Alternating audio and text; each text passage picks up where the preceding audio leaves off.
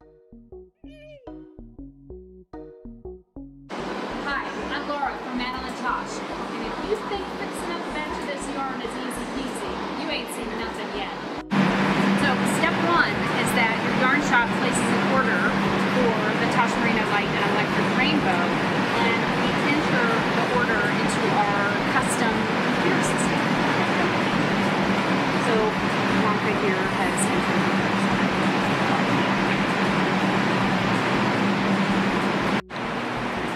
Step two of getting your yarn dyed is figuring out when on the calendar we'll be able to dye it. And that just depends on the number of skeins ordered, how many people are in front of you, and how complicated the colors are. Step three, once your scheduled date is coming up, then we're going to send an email to your local yarn shop just to make sure that everything is okay, they still want this color, the quantities are good, and we want to get their approval before we start dyeing. Step four is playing Tetris. So the week before your yarn's actually going to be dyed, we have to look through all of the different orders that are prepared for next week and have been approved for next week. We dye thousands and thousands and thousands of skeins each week, so it's really important to maximize efficiency and productivity that we intelligently figure out which colors we're going to dye which day, which bases we're going to dye which day. So we have all these orders that we're going to rearrange and kind of figure out what the most efficient way is to dye. So it's not just one skein, but we're dyeing a lot. The next part of step five is transforming the yarn from a cone into a hank that can then be dyed.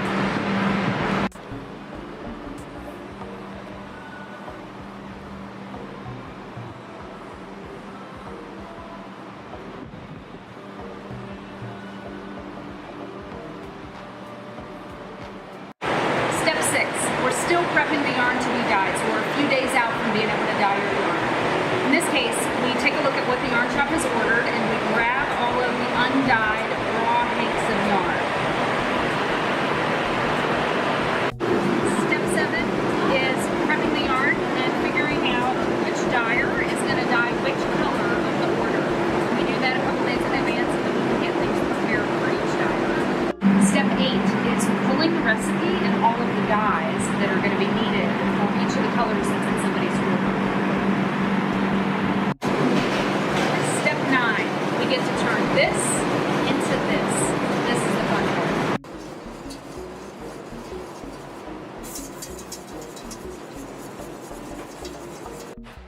Step 10, once the yarn's been dyed, we rinse it out, we spin it, and then we pull it out.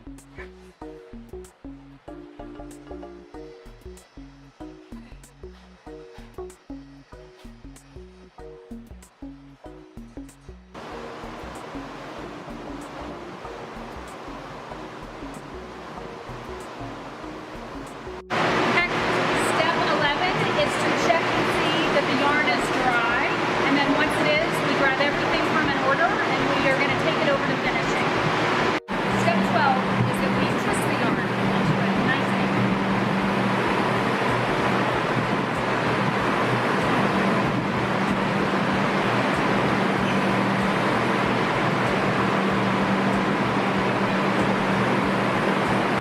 Step 13 is that we put the color name on the label. Step 14 is that we leave the label with the color name that's on it, and we go ahead and label the yarn. Step 15 is quality control. After everything's been dyed, tagged, we go through the entire order and make sure the colors match, the tags match, and that we did a good job. Step 16, every once in a while we make a mistake. That's what quality control is for. So Angela here found one that isn't quite perfect, so she's going to send it back to the kitchen for us to re-dye. Okay. Step 17, now it's time to pack the order. Send it off to your local yarn shop. All right, step 18, we just check one more thing. We look into the computer system and see if there were any special requests, make sure we got everything before we're going to ship the order out. We also collect money from the local yarn shop. Step 19, the final step. We close your order up, ship it out.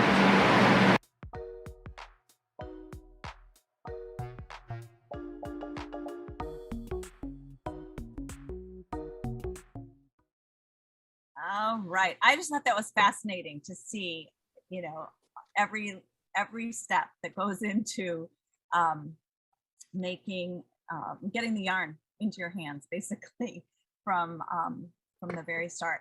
And ours actually started a little earlier than that because we worked on coming up with the color for you. So there were even more steps to get you your yarn. So let's see if I can find Carrie. And if you could spotlight, let's see, I had her a minute ago and now I should have you guys spotlit. Yes. There we go. Hi. Welcome. Thank you so much for joining us. We really appreciate it. This is really the highlight of the show for everybody, is to get the behind the scenes scoop on what's going on with the dyers. So before we start, let's do introductions. Carrie, you want to start? Sure. My name is Carrie. Sorry, I'm fighting a cold that my 12-year-old so generously shared with me. I thought I could avoid it, but didn't quite make it. I work with local yarn stores, so that's my big job. So we have a really small team, so we all kind of pitch in on in a lot of different areas. But my primary role is helping shops that want to become retailers for Madelinetosh, and then helping our current shops with any questions they have, or just helping them with the order process. Cool. And Anne-Marie, how about you? Yeah, I'm like Carrie said, we all wear a lot of hats. I work a lot on the visual aspect side, so taking photos, working with the creative team, marketing, that sort of thing. But we've all got our hands in a lot of different projects at all times. Very cool. Very cool. So Madelinetosh, before we get into the nitty gritty, Madelinetosh has been dyeing yarn since 2006, which is a very long time in this industry. And I'm wondering what you guys attribute that success to.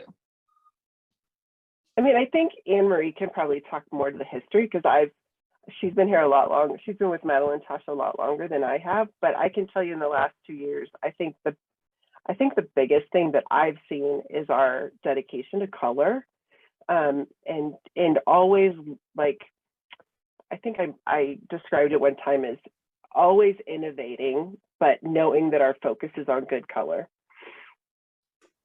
Yeah, definitely. Before working for Madelinetosh, I was a Madelinetosh fan, and that's what drew me to Madelinetosh, was the color, and I think that really stands today. We've got over 2,000 colors. We always say it's like an artist palette. So whatever color you might need, we probably have it. Yeah. I know that there's something about Madelinetosh colors that really draws fans to a particular, like, it seems like everybody has their favorite Madelinetosh color. Mm-hmm. Yeah, I would definitely say that. Okay, so Anne-Marie, you were working on helping us create Galveston Gold, and which is the yellow color. I have my skein here. What went into creating that color? So creating color, it's different every time. Usually we start with a photo and go from there. Sometimes there might be a color in mind, or something that a color already existing for a reference, and we go in and this might need to tone down a little bit, a little darker, a little brighter. But yeah, usually it's a lot of back and forth. Our dyers who are at Madelinetosh are super skilled at their craft and have the ability to translate from photos really well. So that's kind of where we usually start out and go from there. But a lot of back and forth. Yeah, we started with, or in my mind, we were starting with the postcard that we sent in everybody's box. Yeah. And I just love that gold in there, and then the magenta sort of pink with it. And that just is what inspired me. So that's what I sent. And they were so helpful. Like, you might want to try this, or I'd say, well, how about this? And they're like, that doesn't look very good on here. What you have to find is not translating on the skein of yarn, and which is fabulous because obviously I'm not sitting right next to you going, yeah, that didn't work.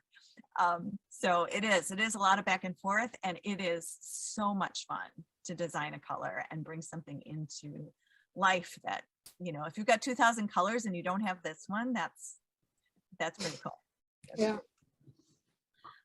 Okay, so this is your sport weight base. This is what we use for our project. And Carrie, do you have, I think it was Carrie or Emery, I can't remember who was going to tell me about the base, the sport weight base. I mean, I think we both can probably speak to that. I think with all of our bases, like it's really important to us that they're high quality. They feel great to work with and wear. And I think the sport base is no different in that it gives you that, I mean, it's just luxurious when you're working with it. Yeah, I really, I liked the weight, and it's so responsive. Like it's got so much life to it when you're knitting with it, and the stitch definition is really, really cool.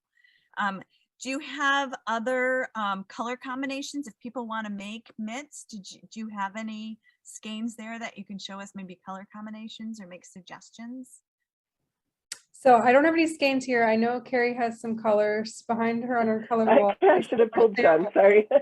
These are all my samples right there. But not all 2,000, but about 150, I think I've got on the. I'm there. Like I said, we have so many colors. There's so many combinations. I love pairing brights with neutrals. That's just kind of like what I wear in my real life. So I always stick to that. Dubrovnik is one of my favorite Madelinetosh neutrals, and I think it goes with everything. And it's a navy, pretty dark, but it just makes colors really pop. Cool. Well, we did bring in at String Theory, I think we have 10 colors, maybe 12 of the sport base. So if you are looking for, everybody on the Good Vibes Tour has their coupon.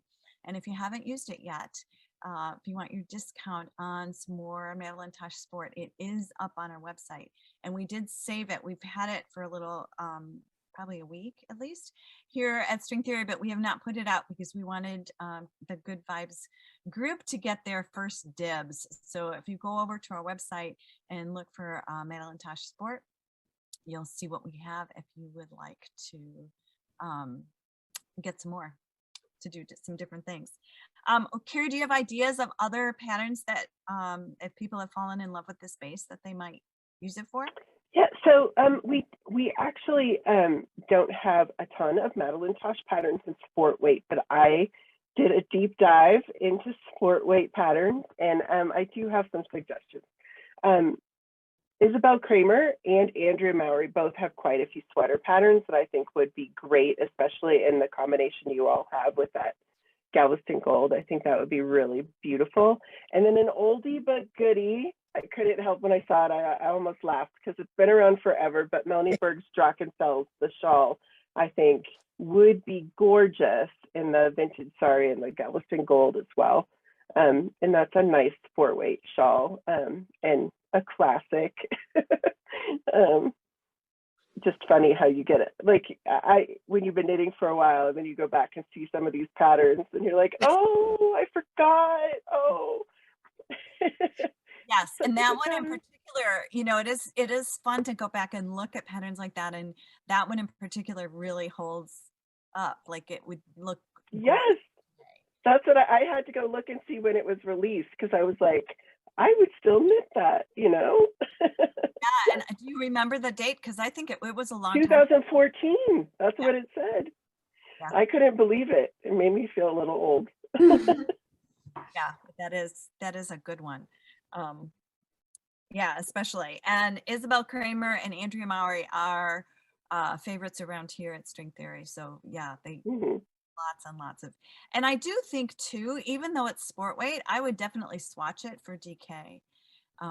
because I think that it's got so much bounce to it. It would really hold up even at a looser gauge, especially, you know, if you're making a shawl where you want lots of drape, and a lot of times in a sweater you want a lot of drape as well. So Yeah, I agree. I agree. That's one of my favorite things about sport. It's so you can use it for so many different things. yeah, it is really versatile. Yeah, because I had a lot of ideas. I still have a lot of ideas on what to do, because you make the mitts, you will have some extras left over, and I was like, oh, should I do this or should I do that or should I do but yeah, and if the Good Vibes groupies don't buy up all the Madelinetosh sport that we have in the store, might just have to cast on a sweater. All right. Anything else you guys want to share? We really appreciate you taking time out on your Sunday afternoon to join us. Is there anything else you want to let us know before we sign you off? Not off the top of my head. Carrie, do you have anything? No, I would just say, like, one of our favorite things is seeing inspire. Like, we love coming up with colors like ourselves. Like, that's obviously our thing, but it's really, really fun when the inspiration comes from a specific, like, outside source, like a store or whatever that looks like. And I just think it's just really fun to watch the process when other people get to be involved. Because we know how much fun it is, you know, at Madelinetosh, but it's fun when we get to include everyone else in that process too. Yeah, well, I'm just so grateful that you allowed me to play because it was really fun. It was really fun. All right.